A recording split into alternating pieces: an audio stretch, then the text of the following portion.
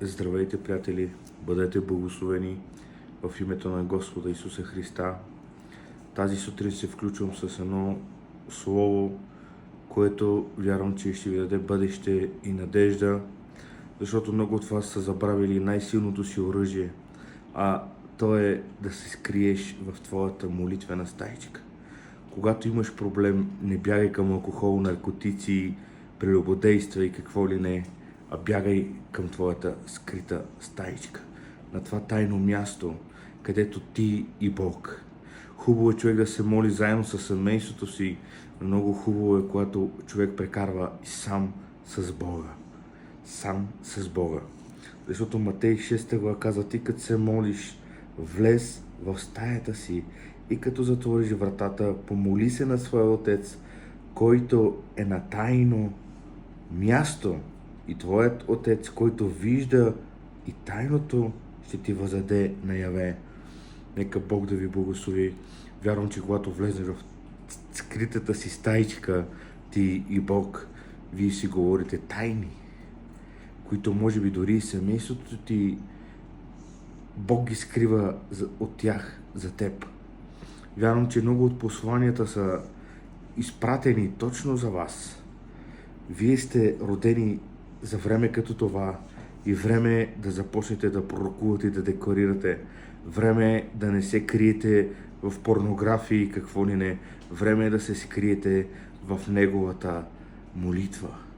Време е да започнете да декларирате оръжието, което имате от Господа. Най-силното оръжие, което Бог ни е дал, това е устата ни. И ние с тази уста трябва да го хвалим, с тази уста трябва да се молим, с тази уста трябва да декларираме, с тази уста трябва да изпращаме Слово. Дяволът най-много от това се страхува от нашите уста, защото каквото изговори устата ти, това живееш. Затова много е важно какво изговаря днес устата ти. Отова пазете устите си от лъжливи говорения, от клюкарства и от лъжи. И не само. Пазете устите си. Също искам да ви говоря в Колосяни 4.2. Постоянствайте в молитва с бодър дух и благодарност. Постоянствайте в молитвата, но не идвайте при Бога като списък с пазаруване. Идвайте при Бога, за да му благодарите. Словото казва: търсете царството, небесното царство, и всичко останало ще ви се прибави.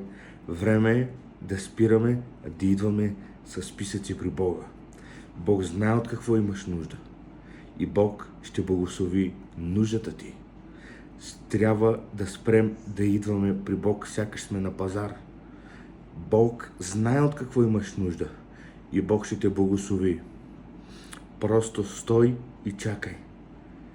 Бог непременно ще те благослови, но първо търси царството.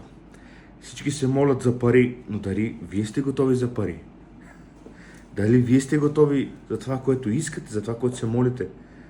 Парите са тук, просто Бог не подготвя парите за нас, а подготвя нас за парите. Бог не е против богатството, напротив, Бог иска да бъдем богати, но Бог иска ние да контролираме парите, не парите нас. С това, когато влизате в молитвената си стаичка, когато сте ти и Бог, не му говорете за никакви нужди.